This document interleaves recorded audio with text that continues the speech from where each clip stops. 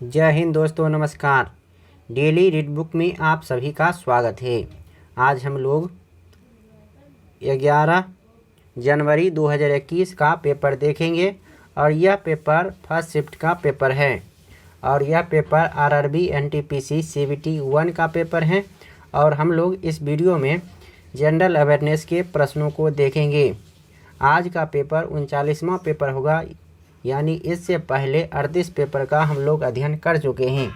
अगर आप इस चैनल पर नए हैं और उन सभी पेपरों को आप नहीं देखे हैं तो वीडियो के डिस्क्रिप्शन में टेलीग्राम लिंक दिया हुआ है, वहां से आप एक एक करके देख सकते हैं। अगर आप चाहते हैं कि इन सभी पेपरों का आप PDF मुफ्त में मिले तो वीडियो के डिस्क्रिप्शन में ही टेलीग्राम लिंक दिया हुआ है, वहां से आप टेलीग्राम ज्वाइन कीजिए और वहां पर बिल्कुल फ्री में PDF डाउनलोड कर लीजिए।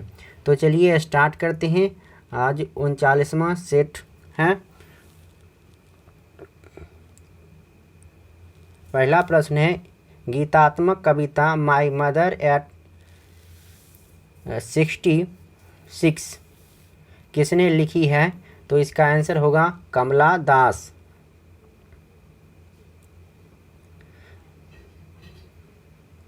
अगला प्रश्न है, इनमें से किसे भारतीय सिनेमा के जनक के रूप में जाना जाता है? तो इसका आंसर होगा दादा साहेब फाल्के।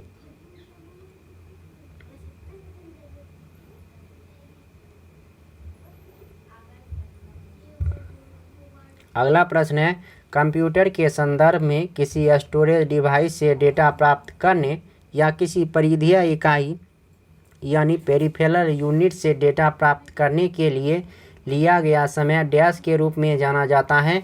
तो इसका आंसर होगा एक्सेस टाइम।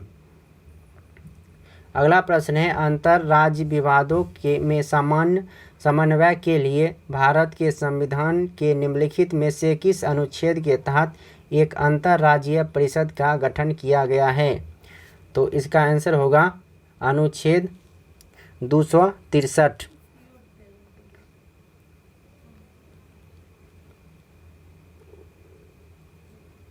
अगला प्रश्न है, सांची स्तूप डैश शहर के पास स्थित है? तो सांची स्तूप है मध्य प्रदेश, भोपाल में।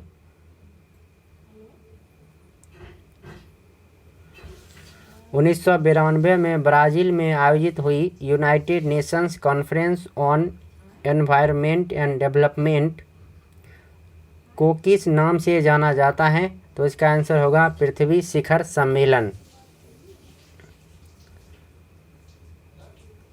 अगला प्रश्न है, कृषि और आपदा निगरानी के लिए भारतीय प्रौद्योगिकी संस्थान कानपुर द्वारा परिकल्पित और विकसित नैनो सैटेलाइट का नाम क्या है? तो इसका आंसर होगा जुगनू। UN के 8वें महासचिव बान की मून मूलतः कहाँ के निवासी हैं? तो इसका आंसर होगा दक्षिण कोरिया।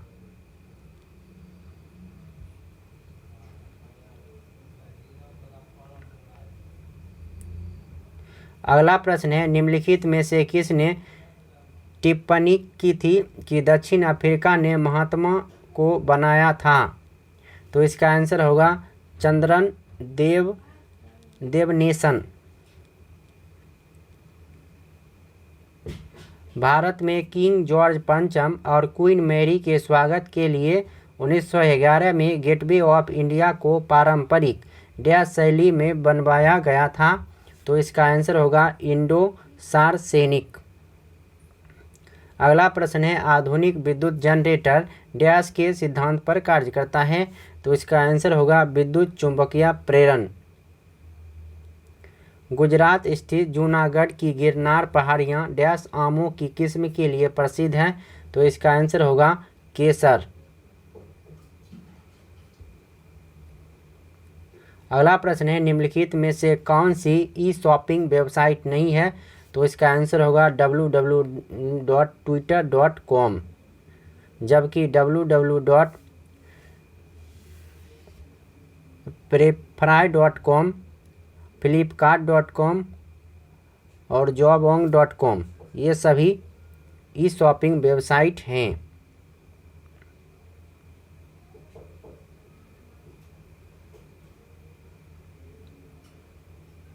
अगला प्रश्न है गन्ने के पौधे डैश को रासायनिक ऊर्जा में बदलने वाले प्रभावी परिवर्तकों में से एक हैं। तो इसका आंसर होगा सूर्य के प्रकाश।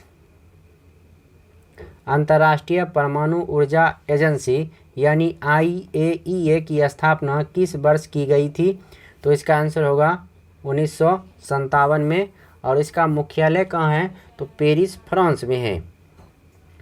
एक अलग अनुसंधान के रूप में माइक्रो इकोनॉमिक्स के संस्थापक जनक के रूप में किसे जाना जाता है? तो इसका आंसर होगा जॉन मेनार्ड कीन्स।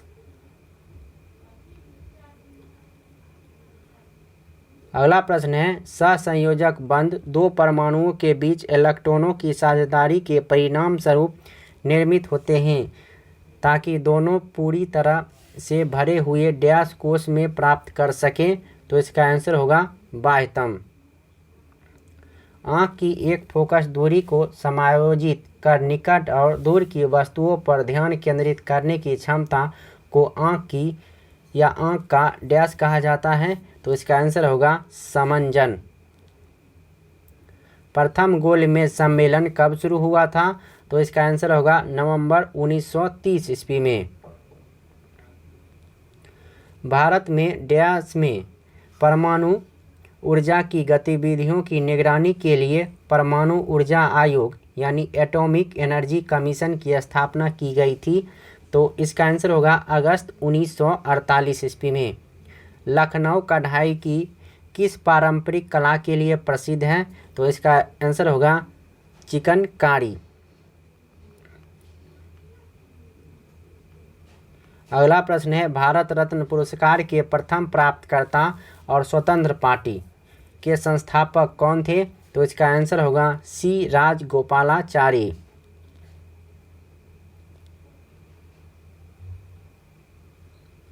अगला प्रश्न है 2019 में निम्नलिखित में से कौन से देश को US ट्रेजरी विभाग द्वारा प्रमुख व्यापारिक भागीदारों की मुद्रा निगरानी सूची से हटा दिया गया है? तो इसका आंसर होगा Bharat. Australian open tennis tournament 2020 में महिला एकल प्रतियोगिता का खिताब किसने जीता? तो इसका आंसर होगा सोफिया केनिन। दुनिया के बाकी देशों के साथ किसी एक देश के लेन देन को संक्षेप में बताने वाले खातों के समूह को डैश कहते हैं? तो इसका आंसर होगा भुगतान शेष यानी बैलेंस ऑफ पेमेंट्स। बंगाल के नवाब सिराजुद्दौला प्लासी की लड़ाई में किस वर्ष हारे थे? तो इसका आंसर होगा 1757 ईस्वी में। और प्लासी की लड़ाई कहाँ हुआ था? तो ये बंगाल में हुआ था। एक प्लासी जगह है, ये कहाँ है?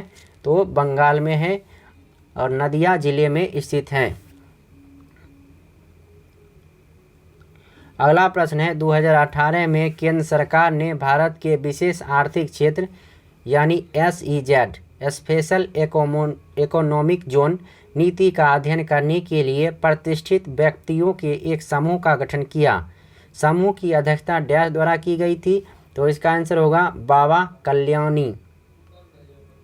2018 के एशियाई खेलों के उद्घाटन समारोह के दौरान भारत के लिए ध्वजवाहक कौन था? तो इसका आंसर होगा नीरज चोपड़ा।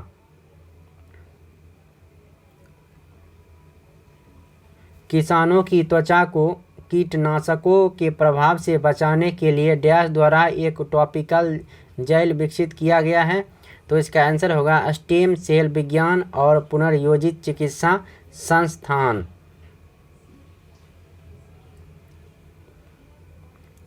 निम्नलिखित में से कौन सा एकल चिप आधारित उपकरण है जो अपने आप में एक पूर्ण प्रोसेसर है और अंकगणित और तार्किक संचालन करने में सक्षम है?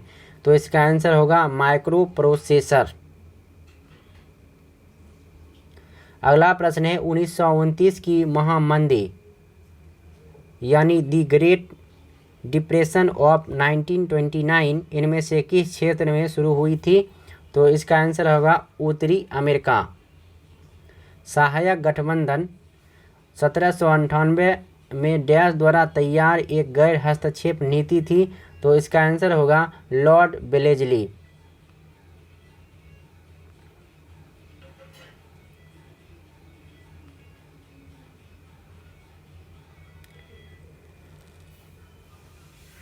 डैश ने 23 अगस्त 2018 को बॉन्ड आई नाम के दुनिया के पहले ब्लॉकचेन बॉन्ड का शुभारंभ किया। तो इसका आंसर होगा विश्व बैंक। भारत में निम्नलिखित में से किस पहाड़ी को ब्लू माउंटेन्स के रूप में जानी जाती है? तो इसका आंसर होगा नीलगिरी की पहाड़ियाँ।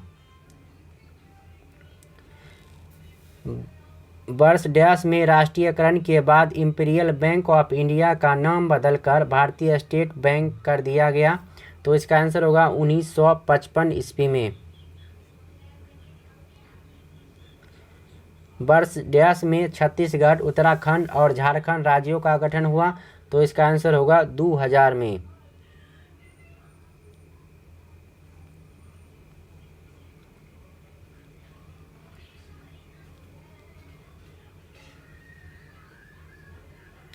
मिट्टी का तेल लालटेन की बत्ती में इनमें से किस गुण के कारण ऊपर चढ़ता है? तो इसका आंसर होगा केशिकत्व क्रिया के कारण। रक्त डैश ऊतक का एक प्रकार है। तो इसका आंसर होगा कनेक्टिव टिश्यू यानी संयोजी ऊतक का। अगला प्रश्न है अर्थशास्त्र के संदर्भ में SLR का पूर्ण रूप क्या है? तो इसका आंसर होगा statutory liquidity ratio.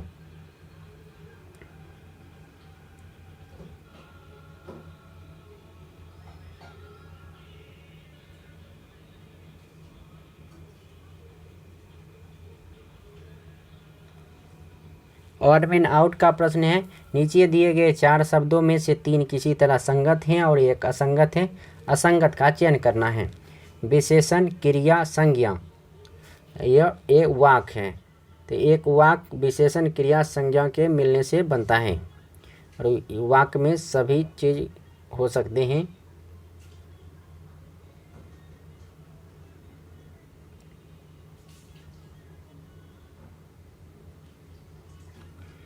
Analogy test का प्रश्न है देखिए भारत चीता तो नेपाल में गाय। क्वेश्चन रिपीट हुआ है।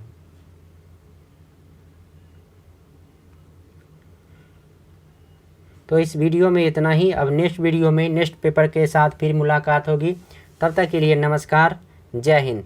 अगर वीडियो अच्छा लगा तो लाइक कर सकते हैं, अगर अच्छा नहीं लगा तो डिसलाइक भी कर सकते हैं और साथ में कारण ज़रूर बताइएगा कि क्यों नहीं अच्छा लगा। तो चलिए फिर मिलते हैं। नमस्कार, पढ़िए, बढ़िए।